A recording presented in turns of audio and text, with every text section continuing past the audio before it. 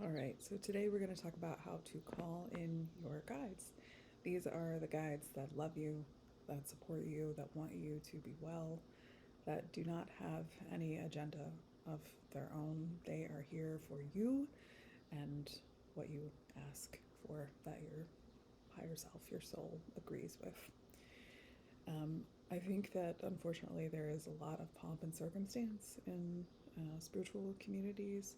Sometimes pomp and circumstance can be helpful in the sense of getting your brain and your body on board with change, with feeling energy, with feeling the world, feeling in the world, integrated with the landscape around you, the trees, the stars, the bright and early ancestors. And sometimes pomp and circumstances is not super helpful. It can be a barrier. So we are not talking about highly ritualized stuff. We're talking about wanting to have the support of your angels, wanting to have the support of your guides, um, not being sure that you have guides, but wanting to call them in. And so I would always tell you to caveat calling in your guides with focusing on those energies that support your highest good, that support love in the world, and are bright and well. And typically, that's a phrase that I use for the ancestral dead. And even if you don't have a good relationship with your immediate family, or like the people that you're related to, you can still call on bright and well ancestors and you can go thousands of years back. That's totally okay. And in fact, if you don't have a good relationship with your family of origin, that's what I would recommend is just go back, back, back, back, back. So when you call in your guides, you may find that there is a particular phrase that you like to use.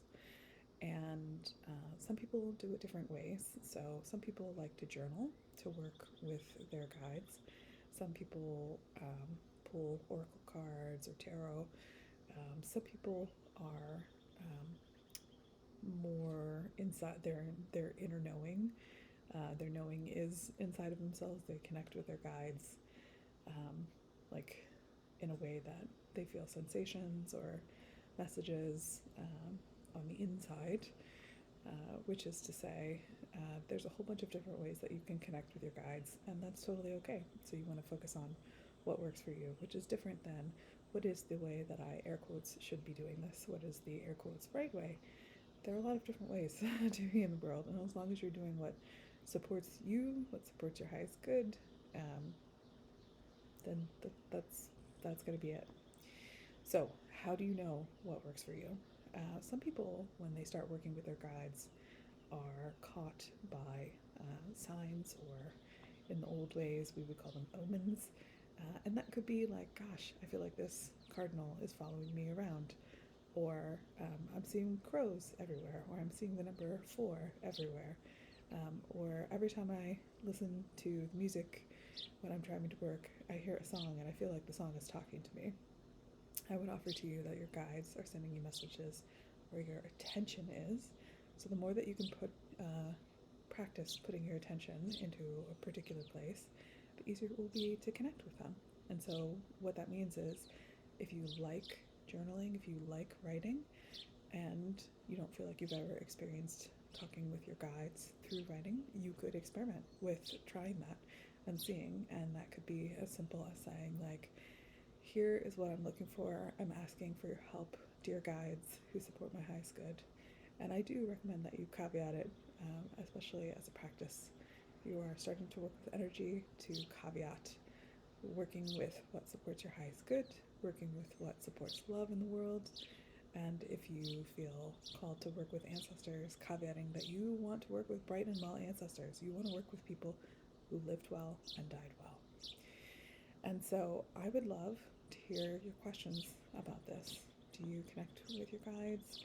Do you feel like this is something that is pretty straightforward for you? Do you feel like you get caught up in knowing what is intuition versus guidance versus anxiety versus something else?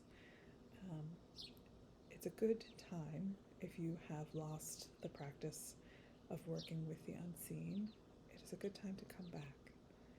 it is a good time to come back. The world feels extremely complicated right now, and I very much believe, even when my human self pushes really hard against it, that there is something that we can do here, that there is something for the people who feel in their bones like they're here for a reason. There's something that we can do here to support whatever comes next. And I also believe that working with the guides, the unseen, the happy, loving unseen, can be a bridge, a part of a bridge to what comes next. Okay, that's it for now. I'm gonna go have some more coffee. Love you, bye.